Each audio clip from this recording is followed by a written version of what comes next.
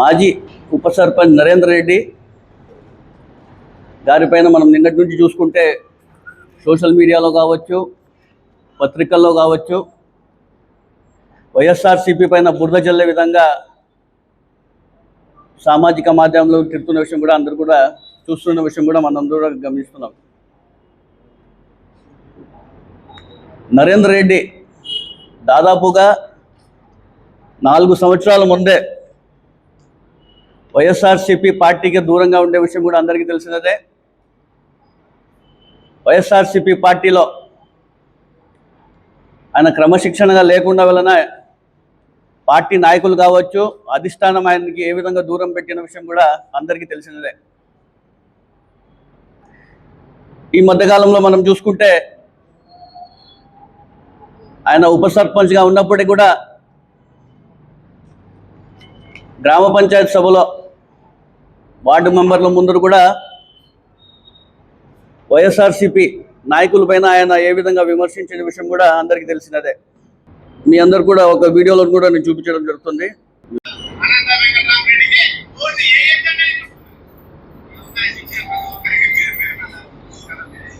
ఈ వీడియో చూస్తే అర్థమవుతుంది మీకు.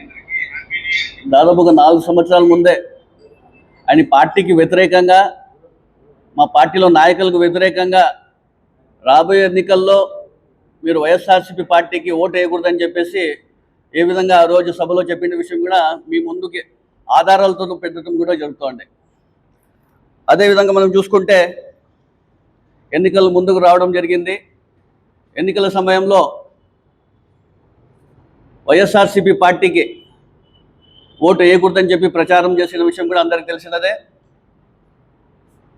అదేవిధంగా అప్పట్లో ఇప్పుడు ఉన్నటువంటి స్థానిక ఎమ్మెల్యే ప్రజాప్రతినిధి అయినటువంటి దగ్గుబాటి వెంకటేశ్వర ప్రసాద్ గారికి నరేందర్ రెడ్డి గారు పోయి కలవడం, అదేవిధంగా దగ్గుబాటి వెంకటేశ్వర ప్రసాద్ గారు కూడా నరేందర్ రెడ్డి గారికి ఇంటికి వెళ్ళి నాకు రాబోయే ఎన్నికల్లో ఖచ్చితంగా మద్దతు తెలపాలని చెప్పేసి కూడా ఆధారాలతో కూడా మీకు చూపడం జరుగుతుంది.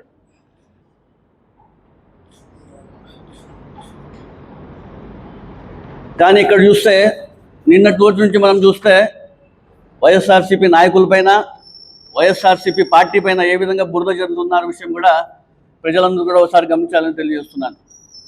సరే, ఎన్నికలు అయిపోయాయి. ఎన్నికల్లో వైఎస్ఆర్సీపీ ఓడిపోవడం జరిగింది. ఓడిపోయిన తర్వాత మరి ఏ విధంగా నరేందర్ రెడ్డి గారు వెళ్ళి దగ్గుబాటి ప్రసాద్ గారికి కలిసిన విషయం కూడా ఒకసారి గమనించాలా. ఏవైతే మీరు నిన్నటి రోజు నుంచి సోషల్ మీడియాలో నరేందర్ రెడ్డి గారు వైఎస్ఆర్సీపీ నాయకులు ఒక ఫోటోలు పెట్టి చూపిస్తున్నారు, అవన్నీ కూడా ఉన్నట్టువే. 4 సంవత్సరాల ముందు ఉండే ఫోటోలు ఇవన్నీ కూడా. 4 సంవత్సరాల ముందు ఉండే ఫోటోలు. ఆయన ఏ విధంగా అయితే క్రమశిక్షణలో పార్టీలో లేకుండా వలన పార్టీ అధిష్టానం ఆయనకు దూరం పెట్టిన విషయంతో ఆ తర్వాత సంఘటనలన్నీ కూడా మీకు ఇవన్నీ కూడా ఆధారాలతో చూపించడం కూడా జరుగుతుంది. అదేవిధంగా వైఎస్ఆర్సీపీ ఎన్నికల్లో ఓడిపోవడం, ఆ తర్వాత వైఎస్ఆర్సీపీ పార్టీ పైన వైఎస్ఆర్సీపీ నాయకులపైన ఉన్నటువంటి అక్కస్తో నరేందర్ రెడ్డి గారు ఆ రోజు నరేందర్ రెడ్డి గారు చూస్తే దాదాపుగా 101 టెంకాయలు కూడా కొట్టడం జరిగింది. ఏ విధంగా అక్కస్ ఉందో కూడా మీ అందరు కూడా చూపించడం జరుగుతుంది. ఇది కూడా ఒకసారి గమనించాలా. అతను సోషల్ మీడియాలో పోస్ట్ చేసిన నేను చూపించడం, ఆధారాలతో మీకు చూపించడం జరుగుతుంది. ఆ రోజు ఆంధ్రజ్యోతి కావచ్చు, ఈనాడులో కూడా పత్రికల్లో కూడా రావడం జరిగింది ఇవన్నీ కూడా. కానీ ఈరోజు వైఎస్ఆర్సీపీ నేత, వైఎస్ఆర్సీపీ నాయకులపైన, వైఎస్ఆర్సీపీ పార్టీ పైన బురద చెల్లే విషయం మీరందరూ కూడా ఒకసారి గమనించాలని కూడా నేను పదేపదేగా మీ అందరూ తెలియజేస్తున్నాను. అదేవిధంగా చూసుకుంటే అధికారంలో ఇప్పుడు ఎవరున్నారు ప్రజలందరూ కూడా ఒకసారి గమనించాలా. అధికారంలో ఎవరున్నారు చెప్పండి. గతంలో మనం ఎప్పుడైనా చూసామా ఇలాంటివి? గత 5 సంవత్సరాలుగా వైఎస్ఆర్సీపీ పాలన, వైఎస్ఆర్సీపీ ప్రభుత్వం ఏ విధంగా రాష్ట్రంలో కావచ్చు, నగరంలో ఏ విధంగా పరిపాలన కొనసాగించే విషయం కూడా అందరికీ చూసినాం. గత 5 సంవత్సరాలు ఎప్పుడైనా కూడా ఇలాంటి సంఘటనలు ఎప్పుడైనా జరిగినాయా? ఒకసారి చరిత్ర చూసుకోండి. గత 5 సంవత్సరాల్లో ఎప్పుడైనా ఇలాంటి సంఘటనలు జరిగినాయా? గత 5 సంవత్సరాలు ఏం జరిగినాయి? కూటమి ప్రభుత్వం అధికారంలోకి వచ్చిన 2 సంవత్సరాల్లో ఏ విధమైన సంఘటనలు జరుగుతున్నాయో కూడా ప్రజలందరూ కూడా ఒకసారి గమనించాలా. ఎక్కడ చూసినా కూడా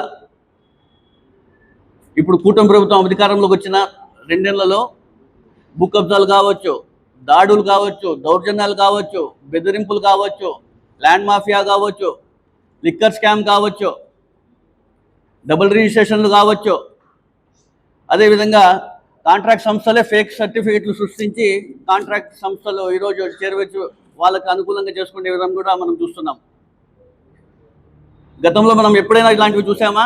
గత 5 yearsలో ఎప్పుడైనా ఎక్కడైనా కూడా ఇలాంటి సంఘటన జరిగింది చూడండి, ఎక్కడైనా చూసామో చూడండి, చరిత్ర చూసుకోండి ఒకసారి చెప్తున్నా. కానీ ఇప్పుడు కొత్తగా మరీ చూసుకుంటే హనీ ట్రాప్ అంట. ఎక్కడో మనం ముంబైలో కానివ్వండి, కలకత్తాలో ఇలాంటివి వినేవాళ్ళం. పెద్ద పెద్ద మహానగరాల్లో హనీ ట్రాప్స్ అంటే చెప్పేసి అప్పుడప్పుడు ఎక్కడో వినేవాళ్ళం. కానీ ఇక్కడ అనంతపురం నగరంలో, అనంతపురం నగరం అంటే ప్రశాంతతకు మారిపోయారు. ఈ కూటమి ప్రభుత్వం వచ్చినాక ఏ విధమైన కొత్తవన్నీ వింటున్నామో ఒకసారి ప్రజలందరూ కూడా ఒకసారి గమనించాల. అసలు పోలీస్ వ్యవస్థ ఉందో లేదో కూడా అర్థం కాని పరిస్థితి. పోలీసులు ఏ విధంగా వ్యవహరిస్తున్న పరిస్థితి చూస్తుంటే చాలా అసలు బాధాకరం. హెడ్ క్వార్టర్స్ అయినటువంటి అనంతపురం నగరంలో ఈరోజు డిఐజీ గారు ఉంటారు, ఎస్పీ గారు ఉంటారు, డిఎస్పీ గారు ఉంటారు, పోలీస్ వ్యవస్థ ఉంటుంది, పోలీస్ ట్రైనింగ్ సెంటర్ ఉంది. ఇక్కడ అనేక మంది కానిస్టేబుల్ కానివ్వండి, ఎస్ఎల్ కానీ, సిఎల్ కానివ్వండి, అనేక మంది ఇక్కడ వచ్చి శిక్షణ పొంది ముందుకు వెళ్తారు. ఆయన అక్కడ వెళ్ళి ఆఫీసర్లు అవుతారు. అలాంటి ఉండే చోటు కూడా ఈరోజు పోలీసు వ్యవహారం చూస్తుంటే చాలా బాధేస్తుంది. ఇక్కడ హనీ ట్రాప్ సంబంధించి ఎంతోమంది బాధితులు 3 Town కానివ్వండి, అలా రాప్టైడ్ స్టేషన్కి వెళ్ళి బాధితులు ఫిర్యాదు చేస్తే అక్కడ ఉన్నటువంటి సీఎల్ పట్టించుకుపోవడం, ఎంతవరకు అసలు ఏ విధంగా ప్రభుత్వం ముందుకు పోతున్న విషయం కూడా ప్రజలందరూ ఒకసారి గమనించాలని తెలియజేస్తున్నాను. అసలు వాళ్ళు ఈ బాధితులు ఏ విధంగా నష్టపోయి ఉంటారు, మానసికంగా ఏ విధంగా నష్టపోయి ఉంటారో విషయం కూడా ప్రజలందరూ ఒకసారి గమనించాల. ఇంకో ఎంతోమంది బాధితులు బయటకు వచ్చి చెప్పలేకపోతున్నారు. అసలు పోలీసుల వ్యవహారం చూస్తుంటే ఎంత దారుణంగా ఉందంటే ఈరోజు అనంతపురం నగరంలో ఎప్పుడూ చూడలేదు మనం, ఎప్పుడే కానీ ఆ బాధితులు ఇచ్చిన ఫిర్యాదుల మేరకు మీరు ఆ రోజే కట్టడి చేసి ఉంటే ఈరోజు ఇవన్నీ కూడా జరిగిందట. అనంతపురం నగరంలో హనీ ట్రాప్ సంబంధించి ఎప్పుడైనా వినేవాళ్ళమా మేము? లా అండ్ ఆర్డర్కి సంబంధించి పోలీసులే దీనికి బాధ్యత వహించాలి. ఎవరైతే ఇది నేరం చేశారో ఖచ్చితంగా వాళ్ళందరికీ కూడా అదుపులో తీసుకొని చట్టపరంగా ఖచ్చితంగా వాళ్ళందరికీ కూడా శిక్షించే విధంగా పోలీసులు కూడా చర్య తీసుకోవాలని తెలియజేస్తున్నాను. ఇంతమంది ప్రజలు ఉన్నటువంటి బాధ్యత తీసుకోకుండా పోలీసులు కావచ్చు, అటు ప్రజాప్రతినిధులు కావచ్చు, బాధ్యత తీసుకోకుండా ఏ విధంగా వివరిస్తున్న విషయం కూడా ప్రజలందరూ కూడా ఒకసారి గమనించాలని తెలియజేస్తున్నాను. ఏమైనప్పటికీ కూడా నరేందర్ రెడ్డి అనే అతను వైఎస్ఆర్సీపీకి సంబంధం లేదు. 4 సంవత్సరాల ముందే ఆయన పార్టీ నుంచి ఆయనకి దూరం పెట్టింది. పార్టీలో ఎటువంటి వారికి కూడా ఆయనకు సంబంధం లేదు. ఇప్పుడు జరుగుతున్నటువంటి ఏ విధంగా కూటమి నేతలు, కూటమి నాయకుల, కూటమి ప్రభుత్వంతో అండదండలతో ఏ విధంగా ఆయన ముందుకు పోతున్న విషయం కూడా మాకు తెలియదు. ఇవన్నీ కూడా పోలీసులే నిగ్గు తేల్చాలి. సమయం ఎంతగా ఉంది. ఖచ్చితంగా ప్రజలందరూ కూడా గమనించి రాబోయే రోజుల్లో పోలీసు అందరూ కూడా దీనిపైన యాక్షన్ తీసుకొని వెంటనే చర్యలు తీసుకోవాలని తెలియజేస్తున్నాను. ఎక్కడ చూసినా హనీ ట్రాప్ అని చెప్పేసి ఒక కొత్త దందాను, ఒక కొత్త పదాలను అవన్నీ కూడా వినడం జరుగుతోంది. ముందుగా ఈ హనీ ట్రాప్ను ఛేదించినటువంటి జిల్లా ఎస్పీ జగదీష్ బాబు గారికి, అదేవిధంగా డిఐజీ షిమోసి గారికి ప్రత్యేకమైనటువంటి ధన్యవాదాలు. ఎందుకంటే అనంతపురంలో ఒకప్పుడు రైతు ఆత్మహత్యలు చూసాం, లేదా కరువుతో పండగ రైతులు ఆత్మహత్య చేసే చూసుకున్నాం. కానీ ఇప్పుడు ఒక మనిషి ఇంకొక మనిషిని హింసించి మానసికంగా ఈరోజు ఆత్మహత్యల వైపు పురిగొలిపేటటువంటి ఈ హనీ ట్రాప్ లాంటివి ఛేదించినందుకు ముందుగా పోలీస్ డిపార్ట్మెంట్ వారికి వైఎస్ఆర్ కాంగ్రెస్ పార్టీ తరఫున ప్రత్యేకమైనటువంటి కృతజ్ఞతలు. తర్వాత ఇంతకుముందు చూసాం మనం, ఇంతకుముందు వీడియోలో నరేందర్ రెడ్డి అనే వ్యక్తి మా పార్టీలో ఉప సర్పంచ్ అయినా తరువాత రాను రాను అక్కడ పంచాయతీ పరిధిలో ఏవైతే ఉన్నాయో ఆ పంచాయతీ పరిధిలో అవకతవకలు పాల్పడుతున్నారని మా పార్టీ దృష్టికి తీసుకురావడం, ఇటు పార్టీ పరంగా అటు ఉప సర్పంచ్ పరంగా దూరంగా పెట్టడం జరిగింది. కానీ ఈరోజు మనం చూస్తూ ఉన్నాం, కొంతమంది ఒక పార్టీకి అనుకూలంగా ఉంటే వాళ్ళు ఏ పార్టీ అయినా వాళ్ళు ఏమి చేసినా వాళ్ళని సమర్థించే ప్రయత్నం చేస్తాను. ఈ మాట ఎందుకంటున్నామంటే, ఇదే ఇంతకుముందు వీడియోలో చూసాం, మా పార్టీ అభ్యర్థికో లేకపోతే మా పార్టీకో ఓటు వేయద్దండి అని.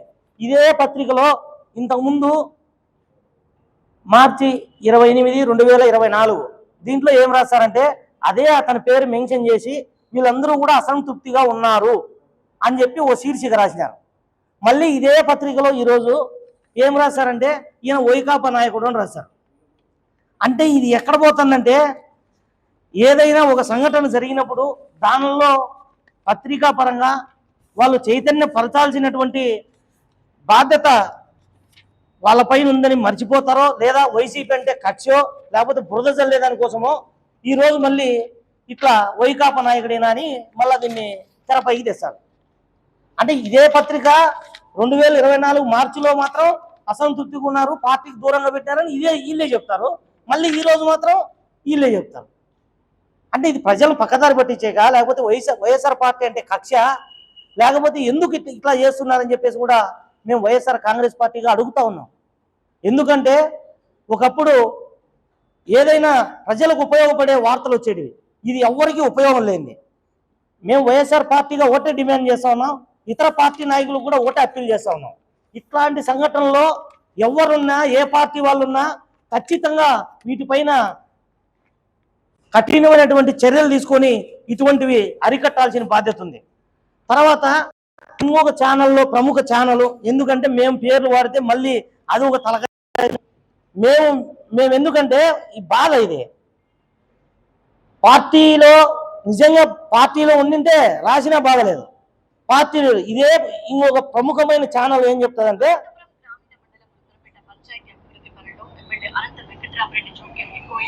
ఉప సర్పంచ్ నరేంద్ర రెడ్డి తీవ్ర స్థాయిలో ఆగ్రహం వ్యక్తం చేశారు. పంచాయతీ తీర్మానాలు లేకుండా పనులు చేస్తున్నారని, పాలకవర్గం అధికారాలను కూడా లెక్క చేయకపోవడం ఏమని మండిపడ్డారు. అభివృద్ధి పనులపై నిక్కచ్చిగా మాట్లాడినందునే పార్టీ వ్యవహారాలు, పంచాయతీ కార్యక్రమాల్లో దూరం పెడుతున్నారని అసంతృప్తి వ్యక్తం చేశారు. ఇక్కడ ఏముంది, అభివృద్ధి పనుల్లో ప్లస్ పార్టీకి దూరంగా పెట్టినారని ఇవి ప్రముఖమైనటువంటి ఒక టీవీలో వస్తుంది. ఇదే పత్రికలో ఈరోజు ఏం రాశారంటే, దీనికి సంబంధించిన పత్రికలోనే ఏం రాశారంటే, ఇక్కడ వైకాపా నాయకుడు అని చెప్పి రాస్తారు. అంటే వీళ్ళకి ఏ విషయంలో అవసరమైతే దాన్ని అట్లా మలుచుకుంటారు. ఇప్పుడు ఇది వైకాపా మీద బురద చల్లే విషయం కాబట్టి ఇది వైకాపా గంట కడతారు. దయచేసి మేము ఎందుకు చెప్తున్నామంటే, సమాజంలో గౌరవమైనటువంటి ఎన్నో విషయాల పట్ల ఇటు ప్రజలకు అటు ప్రభుత్వానికి ప్రజలను చైతన్యపరిచి అనేక విషయాల పట్ల ఈ జిల్లాలో జర్నలిస్టులు కానీ లేదా టీవీ ఛానళ్ళు కానీ చాలా పనిచేసాయి. మేము వైఎస్ఆర్ కాంగ్రెస్ పార్టీగా ఒకటే విజ్ఞప్తి చేస్తా ఉన్నాం, మనం ఇప్పటికైనా మించిపోయింది లేదు. మళ్ళీ ఇదే పత్రికలో ఏం రాస్తారంటే, గంజాయి ఓ పక్క ఎచ్చుమీరిపోతుంది అని చెప్పి రాస్తారు. అంటే దీన్ని ఎట్లా అర్థం చేసుకోవాలంటే, ఎట్లా అర్థం చేసుకోవాలి మాకే అర్థం కాలేదు. మేము ఒకటే చెప్తా ఉన్నాం, ఈ నగరంలో గంజాయి తర్వాత బెల్ట్ షాపులు ఏ చిన్న బంకులో చూసినా కూడా ఈరోజు గంజాయి దొరుకుతా ఉంది. ఏం చేస్తానని చెప్పేసి కూడా అడుగుతా ఉన్నాం. ఎందుకు, ఎవరి ప్రోద్బలంతో ఇది జరుగుతూ ఉంది? బెల్ట్ షాపులు పక్కన మనం చూసాం, బల్లార్ రోడ్లో కానీ బస్ స్టాండ్ దగ్గర కానీ కూడల్లో కానీ ఎవరైనా పోవాలంటే కూడా ఇబ్బంది. ఈరోజు పైగా ఇంకొకటి ప్రజలకు ఇబ్బందికరమైనటువంటి పర్మిట్ రూమ్లు అని చెప్పి ఎకరాల్లో పర్మిట్ రూములు పెట్టి చేస్తున్నారు. ఇట్లాంటివన్నీ అరికట్టకపోవడం వల్లనే ఈరోజు ఎక్సైజ్ శాఖ ఎవరితో ఎక్సైజ్ చేస్తుందో అర్థం చేసుకోవాలని చెప్పేసి ప్రజలకు విన్నపిస్తా ఉన్నాం. ఈ నరేందర్ రెడ్డి అనే వ్యక్తి మా పార్టీలో ఉప సర్పంచ్గా ఉండింది నిజమే, ఎప్పటి వరకు 4 ఏళ్ల కింద వరకు అతనే చెప్పినాడు, ఇదే ఛానల్లే చెప్పినాయి, ఇదే పత్రికలే రాసినాయి. మళ్ళీ ఈరోజు ఏం చెప్తారు, ఇది వైఎస్ఆర్ పార్టీని డ్యామేజ్ చేసేదానికి కాకపోతే ఎందుకు ఇట్లా చేస్తున్నారు? కాబట్టి ఇది మేము ఇతర పార్టీ వాళ్ళు అతను ఆ పార్టీలో ఉన్నాడు ఈ పార్టీలో ఉన్నాడని చెప్పడంలే, ఇంతకుముందు చూపించినారు ఎవరితో ఉన్నాడో, మళ్ళీ ఆ పార్టీ అనుకోవాలి. మళ్ళీ అతనేమో బయట ఎట్లా మాట్లాడతారో జర్నలిస్టులకు తెలుసు, ప్రజలకు తెలుసు, అన్ని పార్టీల నాయకులకు తెలుసు. కానీ ఏదైనా సంఘటన జరిగినప్పుడు మాత్రం వైఎస్ఆర్ పార్టీని ముందుకు తీసుకొస్తారు. కాబట్టి పార్టీని బదనాం చేసే ప్రయత్నం చేయొద్దండి. మీరు ఇక్కడ బాధితులు పేపర్లు కానీ టీవీలు కానీ బాధితుల పక్షాన్ని ఆలోచించండి. ఎవరు ఇటువంటి వైపు పోకుండా చైతన్యం కలిగేటట్లు చేయండి అని చెప్పేసి వైఎస్ఆర్ కాంగ్రెస్ పార్టీగా విజ్ఞప్తి చేస్తా ఉన్నాం. మేము ఈ నరేందర్ రెడ్డి అనే వ్యక్తి గతంలో కూడా ఇట్లాంటివి ఆరోపణలు వచ్చాయి కాబట్టి అప్పటి నుండే పార్టీకి దూరంగా పెట్టాం. అటు పార్టీ క్రమశిక్షణలకు లోబడి లేడని చెప్పేసి మేము పూర్తిగా దూరంగా పెట్టాం. గమనించగలరు, ఎవరైనా సోషల్ మీడియాలో ఈరోజు పోలీసులు పాపం వాళ్ళ పని వాళ్ళు చేస్తున్నారు. ఏం చేస్తున్నారంటే కొంతమంది అత్యుత్సాహంతో కూడా ఎవరైనా ఒక విమర్శ చేస్తే, సోషల్ మీడియాలో విమర్శ చేస్తే అది వాళ్ళను సుమోటోగా కేసులు తీసుకోవడమో లేకపోతే ప్రైవేటుగా బెదిరించడమో, ఎవరు కంప్లైంట్ ఇవ్వకపోయినా ఏమైనా అధికార పార్టీకి వ్యతిరేకంగా పెడతానని అనడమేమో ఇట్లాంటివన్నీ చేస్తున్నారు.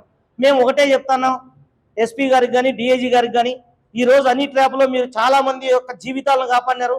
మేము కూడా వైఎస్ఆర్ కాంగ్రెస్ పార్టీగా మీ డిపార్ట్మెంట్కు కృతజ్ఞతలు తెలియజేస్తున్నాం.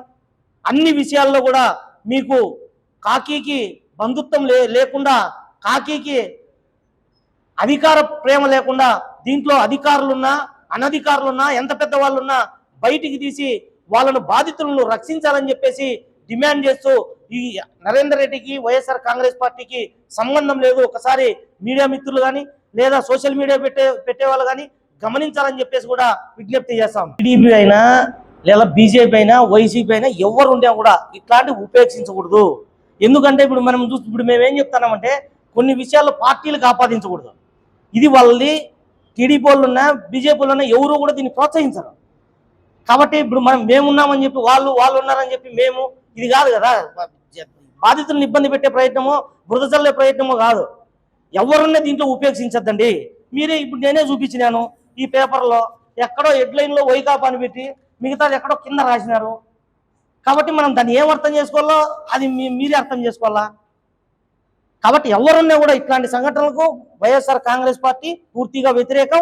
దీన్ని పూర్తిగా విచారించాల్సిన బాధ్యత పోలీసుల పైన ఉంది. ఇంకా లోతుగా అధ్యయనం చేసి ఇట్లాంటివి జరగకుండా ఆదిలోనే చర్యలు తీసుకుంటే ఇట్లాంటివి రావని చెప్పేసి కూడా మేము డిమాండ్ చేస్తా ఉన్నాం.